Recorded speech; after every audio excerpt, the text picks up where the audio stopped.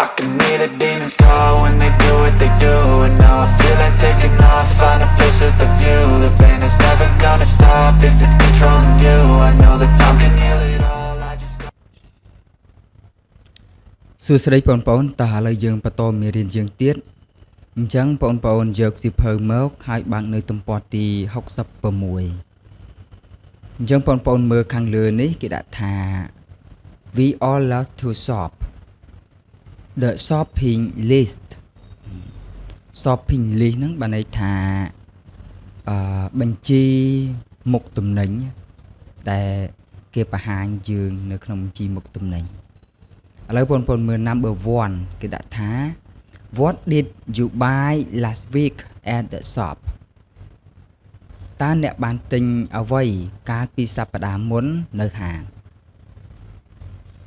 អញ្ចឹងតើបងប្អូនធ្លាប់ទៅផ្សារទេហើយបានទិញអីខ្លះអញ្ចឹងបង្ហាញមុខទំនិញរបស់បងប្អូនឲ្យមិត្តភ័ក្តិយើងដឹងឥឡូវបងប្អូនមើលខាងក្រោមនេះគេដាក់ថា Tell your partner ចូលប្រាប់ទៅដៃគូរបស់អ្នកអញ្ចឹងបងប្អូនអាចប្រាប់ទៅដៃគូរបស់បងប្អូន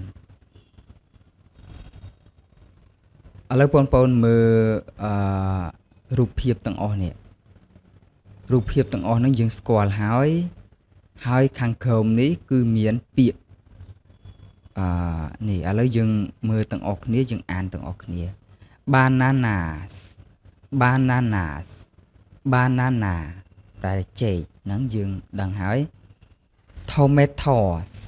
tomatoes tomatoes ប្រែថាប៉េងប៉ោះ milk milk milk ប្រែថាទឹកដោះគោ rice rice rice ប្រែថាបាយស្រូវឬអង្ករនោះឯង melons melons melons ប្រែថាសសក់ស្រូវបងប្អូននេះអាពពួកសសក់នឹងឯង potatoes potatoes potatoes ប្រែថាដំឡូង coffee coffee coffee ប្រែថាកាហ្វេឥឡូវនេះបងប្អូនទៅយកពាក្យទាំងអស់ហ្នឹង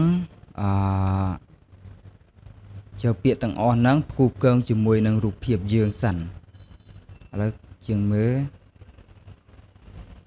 number 2 គេដាក់ថា match the words with the pictures ណាចូលផ្គូផ្គងពាក្យជាមួយនឹងរូបភាពអញ្ចឹងគេឲ្យយើងផ្គូផ្គងពាក្យនេះជាមួយនឹងរូបភាពបន្ទាប់មក fill in the table បំពេញវានៅក្នុងតារាងអញ្ចឹងយកពាក្យទាំងអស់ហ្នឹងដាក់នៅក្នុងតារាងខាងក្រោមនេះតាមតួនាទីមុខទំនិញឈ្មោះរបស់វាហ្នឹងណាឥឡូវយើងផ្គូផ្គងជាមួយរូបភាពរបស់យើងសិនឥឡូវបងប្អូនមើលទាំងអស់គ្នាឥឡូវបងប្អូនអាចយកពាក្យទាំងអស់ហ្នឹងដាក់លើរូបភាពហ្នឹងតែម្ដងក៏បានដែរឥឡូវខ្ញុំដាក់ឥឡូវយើងមើលនេះរូបភាពទី1នេះយើងឲ្យឈ្មោះវាថា banana អញ្ចឹងយើងដាក់កន្លែងហ្នឹងហ្មង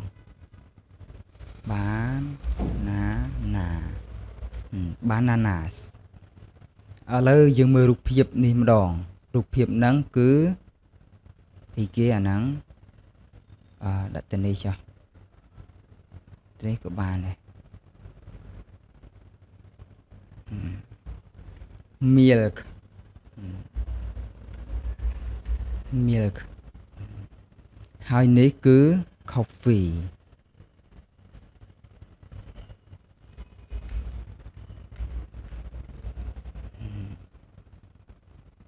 នេះ rye បើយើងដាក់កន្លែងនេះវាអត់សូវច្បាស់មើលទៅហើយខ្ញុំមើលដាក់សិនដាក់លើហ្នឹងហ្មងទៅ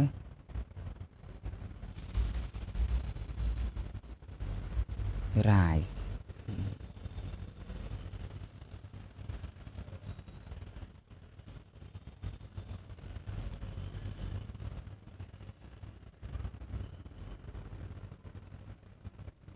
ដាក់ចេះទៅ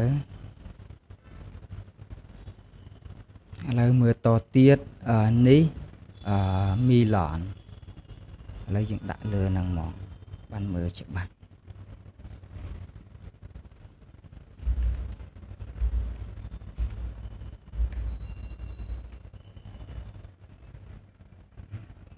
នេះ potato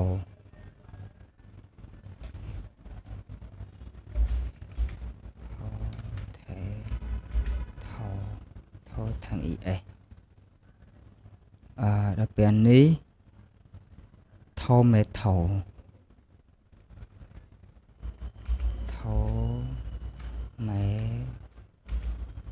ថែម es ដែរនេះដូចអត់សូវមើលឃើញ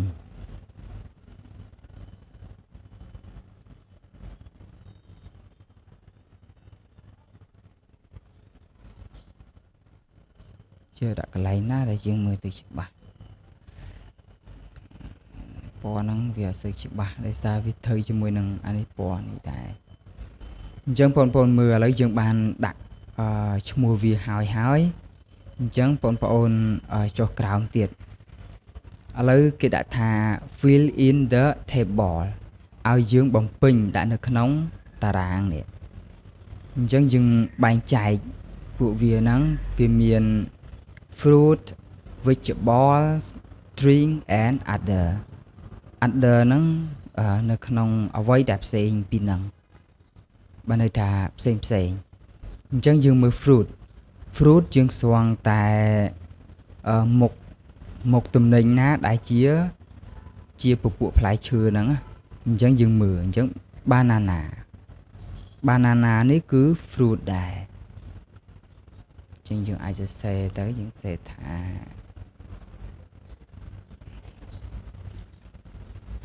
banana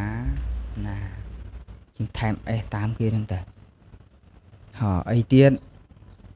banana ហើយនឹងនេះmelon នឹងក៏ផ្លែឈើដែរ melon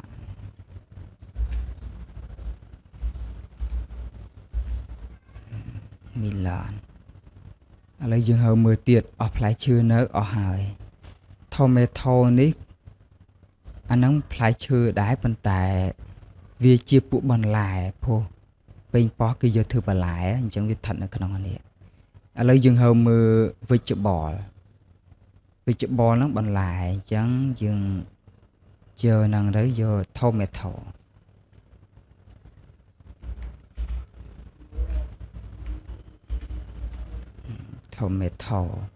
ឥឡូវហើមើលអីទៀតpotato ហ្នឹងក៏បន្លែដែរគេយកធ្វើបន្លែដែរតាតឡូ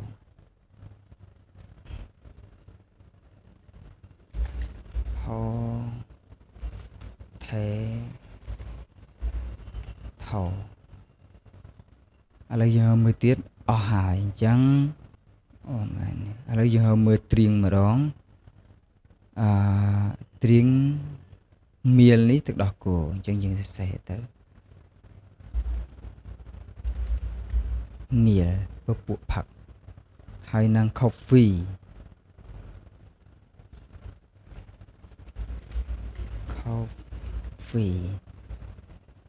ហើយអីទៀតអស់ហើយ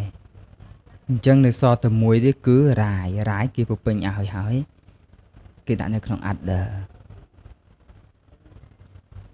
អញ្ចឹងយើងស្វង់បានអស់ហើយទាំងអស់ហ្នឹងអញ្ចឹងបងប្អូនត្រូវស្គាល់វាពពួកផ្លែឈើគឺមាន2គឺ banana ហើយនឹង melon ហើយនឹងពពួក vegetable ពួកបន្លែមាន tomato ហើយនឹង potato ហើយពួកត្រៀងនឹងមាន meal ហើយនឹង coffee ហើយ other នេះពពួកបាយហ្នឹងមានរាយតែមួយទេអញ្ចឹងបងប្អូនមើលខាងក្រោមទៀតទំព័រនេះយើងអត់សូវពិបាកទេដោយសារវាអត់សូវមានលំហាត់ពិបាកបែបឥឡូវបងប្អូនមើល number 3គេថា use how much or how many to complete the sentence ចូលប្រើ how much ឬក៏ how many ដើម្បីបំពេញនៅក្នុងប្រយោគអញ្ចឹងបងប្អូនមើលប្រយោគនេះហើយគេឲ្យយកពាក្យ how much និង how many ហ្នឹងយកមកបំពេញអញ្ចឹងបងប្អូនដើម្បីនឹងបំពេញស្រួលកុំអីខុសបងប្អូនមើលនេះ បើសិនជានាមហ្នឹងវាជាពពួករាប់បានគេហៅថា count noun ណាbanana count noun បើ count noun យើងទៅប្រើ how many អញ្ចឹងបងប្អូនដាក់ទៅ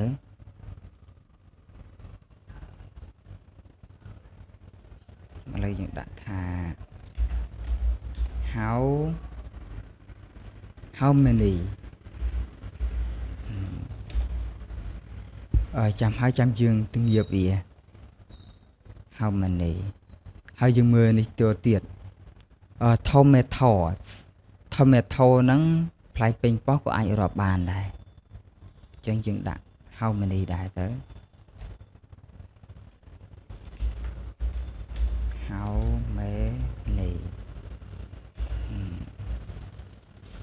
ហើយយើងមើលនេះទៀតនេះ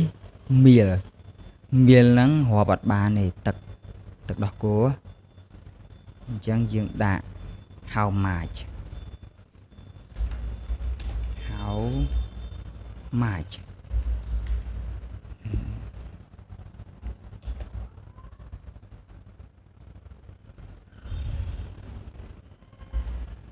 ឥឡូវយើងមើលអានេះទៀតរាយនេះរាប់អត់បានដែរអង្គអញ្ចឹងយើងដាក់ how much ដូចគ្នាដែរទៅ how much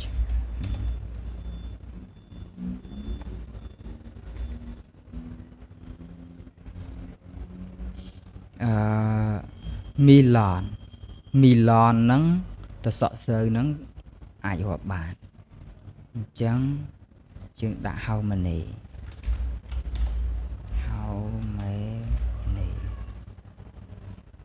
potato ហ្នឹងក៏រាប់បានដែរយើងដាក់ how many ដូចគ្នា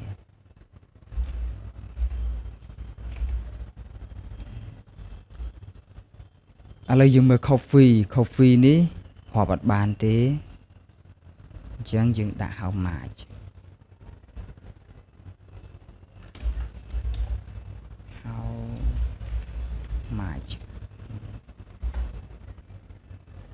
យើងទំងាបវាសិនឲ្យវាមានសណ្ដាប់ធ្នាប់អាចទាញយកដាក់កតាលក៏បានដែរចេះតែ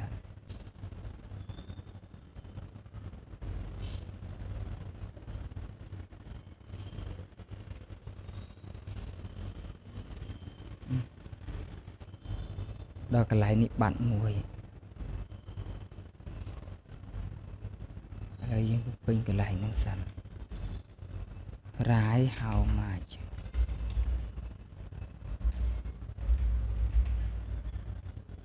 យើងយូរដោយសារជាងសរសេរហើយត្រូវរៀបចំវា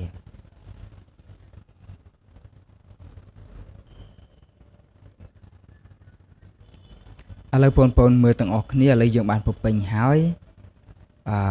អញ្ចឹងយើងអានទាំងអស់គ្នា How many bananas do we need to buy mom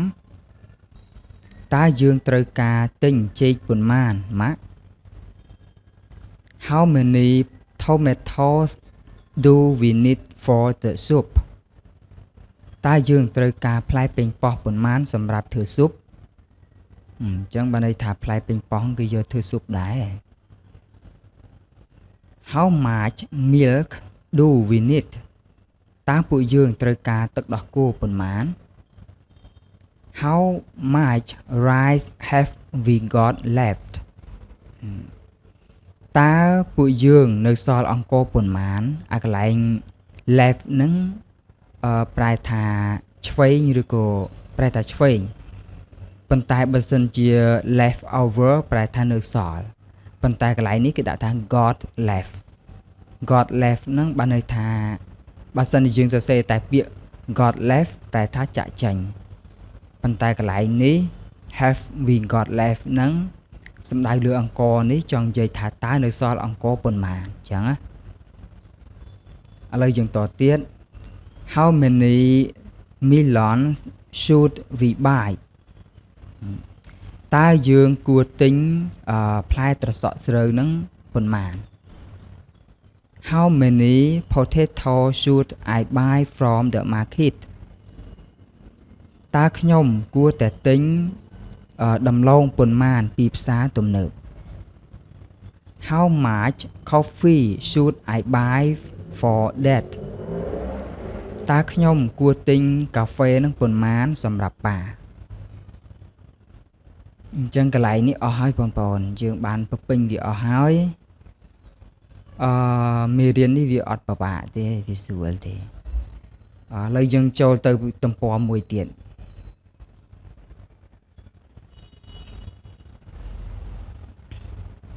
តោះបងប្អូនឥឡូវយើងបន្តមេរៀនយើងទៀតអញ្ចឹងបងប្អូនបើកនៅទំព័រទី67អញ្ចឹងបងប្អូនមើលខាងលើនេះគេដាក់ថា match the nouns in column B with the pictures ចូលបង្កើត noun នៅក្នុង column B ហ្នឹងជាមួយនឹងរូបភាពអញ្ចឹងcolumn នេះយើងអាចប្រែថាជួរឈើនេះបានន័យថា column ជួរឈើនេះបង្កើតវាជានាមជាមួយនឹងរូបភាពនេះបានន័យថាសម្គាល់វាជាមួយរូបភាពឥឡូវយើងមើលមៀលអញ្ចឹងយើងហើមើលនេះទឹកដោះគោអញ្ចឹងមៀលជាមួយនឹងរូបភាព coffee water rice cheese ហើយនឹង salt diff អញ្ចឹងយើងអាចសម្គាល់វាបានជាមួយនឹងរូបភាពហ្នឹងឥឡូវបងប្អូនមើលតទៀតគេដាក់ថា make the nouns in column B countable noun by using the words in column A គេថាចូលបង្កើតនាមនៅក្នុង column B ហ្នឹងឲ្យទៅជានាមរាប់បានដោយប្រើពាក្យនៅក្នុង column A អញ្ចឹងបើន័យថានាមនៅក្នុង column B នេះវាគឺជានាមដែលរាប់មិនបានអញ្ចឹងយើងត្រូវភ្ជាប់វាជាមួយនឹង column A ដើម្បីឲ្យคล้ายទៅជានាមរាប់បានឥឡូវបងប្អូនមើលក្នុង column A column A នេះគឺជា phrase មួយសម្រាប់សម្គាល់ថា column B ហ្នឹងមានប្រមាណឧទាហរណ៍ថាpacket នេះប្រែថាកញ្ចប់អញ្ចឹងបើសិនយើងភ្ជាប់ជាមួយនឹងសល់នេះអំបិលគឺជានាមរាប់មិនបានទេអញ្ចឹងបើសិនយើងដាក់ថា a packet of salt អញ្ចឹងវាទៅជាអំបិលមួយកញ្ចប់បើន័យថានាមនឹងរាប់បានអញ្ចឹងអញ្ចឹងបងប្អូនត្រូវភ្ជាប់ជាមួយគ្នាហើយសម្គាល់វានៅក្នុងរូបភាពឥឡូវយើងធ្វើទាំងអស់គ្នាតែម្ដងឥឡូវបងប្អូនមើលឥឡូវយើងមុននឹងធ្វើវាយើងត្រូវស្គាល់វាសិនកុំឲ្យយើងពិបាកឥឡូវយើងមើល packet ហ្នឹងប្រែថាកញ្ចប់ដល់ពេល bottle នេះដប block ហ្នឹងប្រែថាដុំដល់ពេល leg ហ្នឹងជើង curtain ហ្នឹងប្រែថាប្រអប់អាហ្នឹង curtain ប្រែប្រអប់ចានេះប្រែថាកឡឬក៏កំប៉ុងអីអញ្ចឹងទៅដល់ពេល bag នេះបានតែថងប៉ិនយើងធ្លាប់ដឹងថា bag ហ្នឹងប្រែថាកតាបប៉ុន្តែ bag ហ្នឹងក៏អាចប្រែថាថងបានដែរ bag ហ្នឹងហើយបើសិនជាយើងចងជា phrase អញ្ចេះ a packet of បានន័យថាកញ្ចប់ន័យប្រែថាកញ្ចប់ន័យដបន័យដុំន័យអញ្ចឹងទៅឥ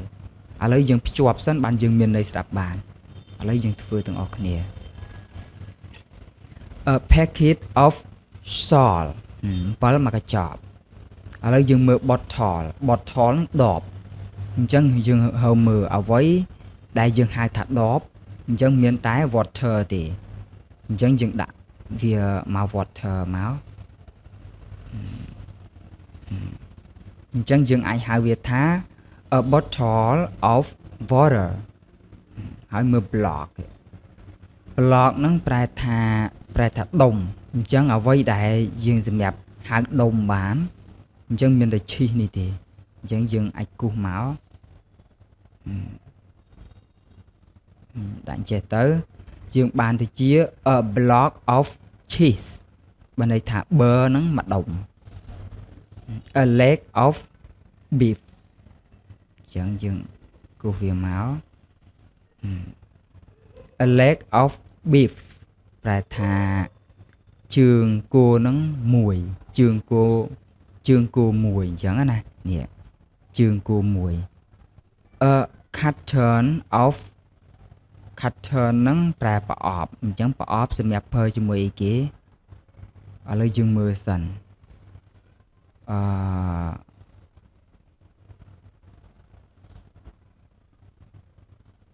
ប្រអប់សម្រាប់ប្រើជាមួយនឹងទឹកដោះគោព្រោះបើសិនយើងថាកាហ្វេ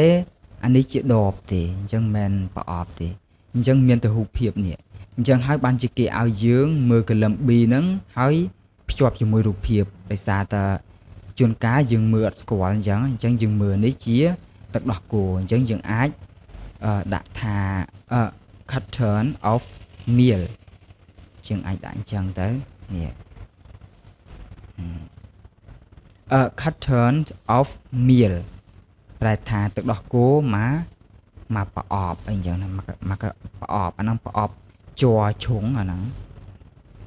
jar of ចានេះកំប៉ុងអញ្ចឹងយើងប្រើជាមួយនឹងនេះ coffee ដោយសារយើងមើល coffee នៅក្នុងរូបភាពអញ្ចឹងយើងដាក់ទៅនេះ a jar of coffee ដល់ពេល a bag of rye អង្គមកថងអញ្ចឹងណាមកថងឬក៏មកបាវអញ្ចឹងទៅស្អាតតែបងប្អូនសំគាល់នេះអញ្ចឹងយើងអាចដឹងថាឥឡូវយើងមើល a packet of salt ណា a bottle of water នេះទឹកមួយដប a block of cheese មួយដុំ a leg of beef នេះមកភ្លើអញ្ចឹងទៅ a carton of milk ទឹកដោះគោមកប្រអប់ a jar of coffee នេះកាហ្វេមកដប a bag of rice អំបិលច្រំអំបិលអង្គមួយថង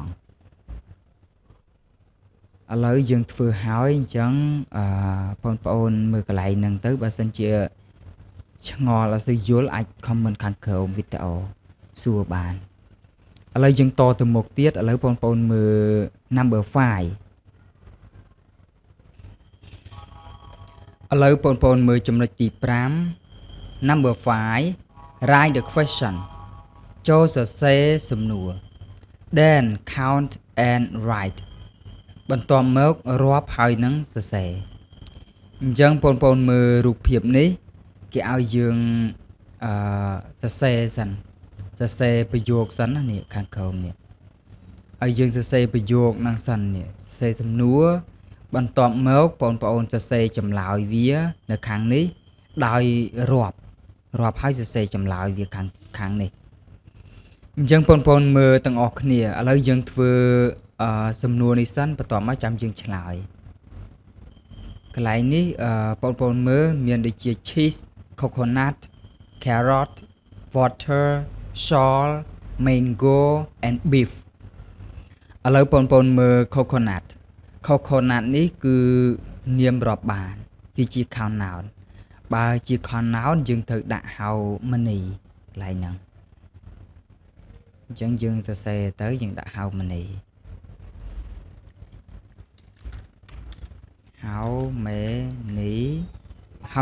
ហើយយើងដាក់ coconut ហ្នឹងថែម s ឲ្យវាផងនេះដាក់អញ្ចឹងទៅហើយយើងដាក់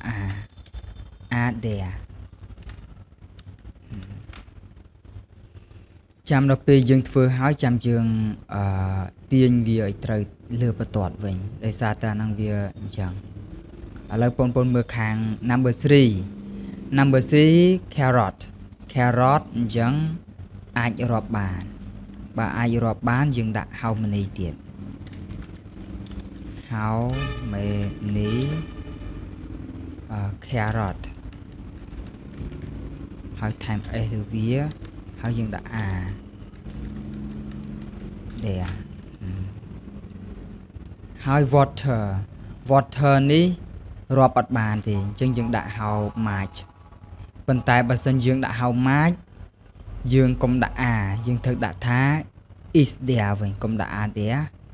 ដោយសារតើវាជានាមរាប់មិនបានអញ្ចឹងយើងដាក់ how much water is there ឥឡូវយើងមើលសល់នេះក៏ដូចគ្នាដែរគឺរាប់អត់បានទេអញ្ចឹងបងប្អូនដាក់how much ទៅ much salt is there mango នេះយើងអាចរាប់បានបើរាប់បានយើងដាក់ថា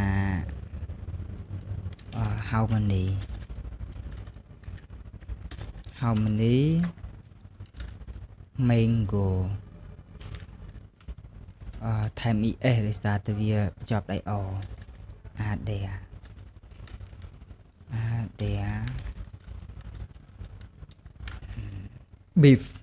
beef នេះរាប់អត់បានទេអញ្ចឹងយើងដាក់ how much ទៅ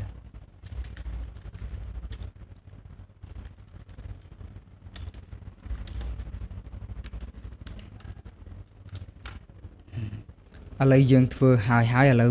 ទំនាបវាសិនទំនាបវាហើយចាំជាងឆ្លើយ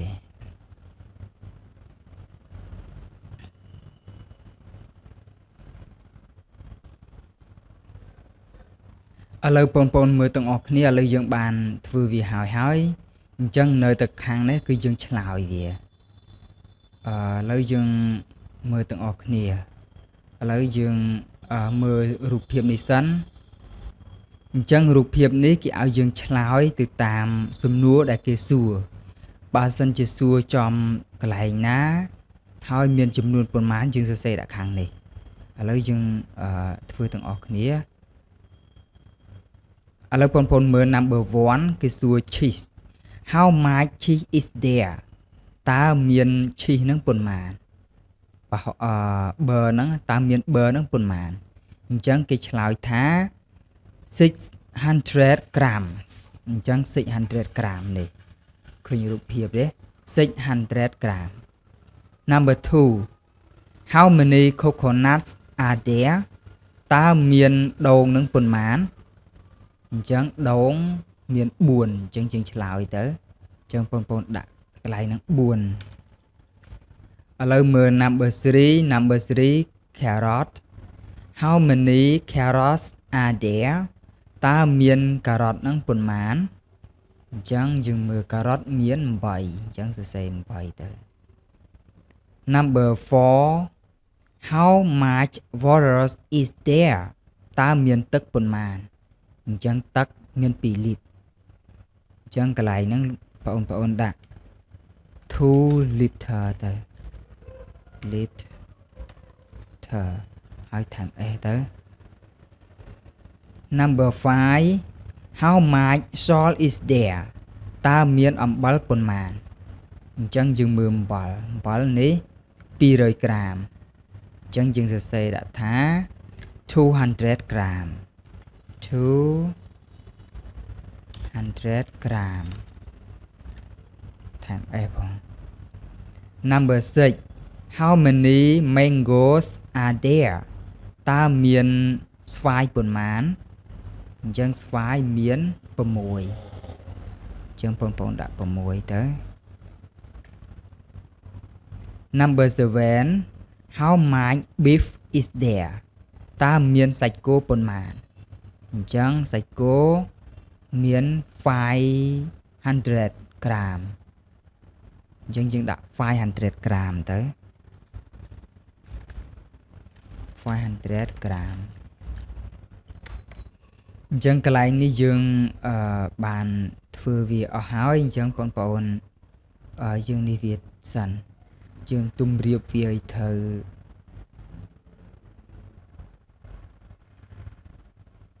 អញ្ចឹងបងប្អូនមើលទាំងអស់គ្នាឥឡូវបងប្អូនមើលឥឡូវ number 1 គេសួរ how much cheese is there អញ្ចឹងចម្លើយ600 grams number 2 how many coconuts are there 4 number 3 how many carrots are there 8 number 4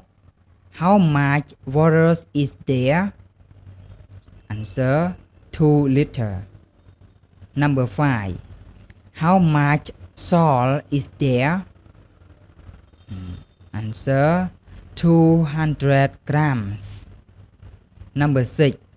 how many mangoes are there answer 6 number 7 how much beef is there answer 500 grams អញ្ចឹងកន្លែងនេះយើងបានធ្វើហើយបងប្អូនឥឡូវយើងចុះមកក្រោមទៀតឥឡូវបងប្អូនមើលកន្លែងនេះគេដាក់ថា congratulation អញ្ចឹងគេអបអរសាទរបងប្អូនដែលបងប្អូនបានបញ្ចប់នៅ Unit 9 អញ្ចឹងបងប្អូនគូសសញ្ញាគ្រីសនៅអ្វីដែលបងប្អូនអាចធ្វើបាន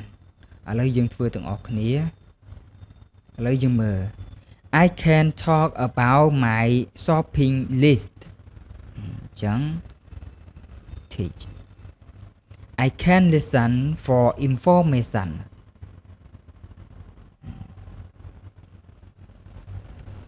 I can write questions about food I can use how much and how many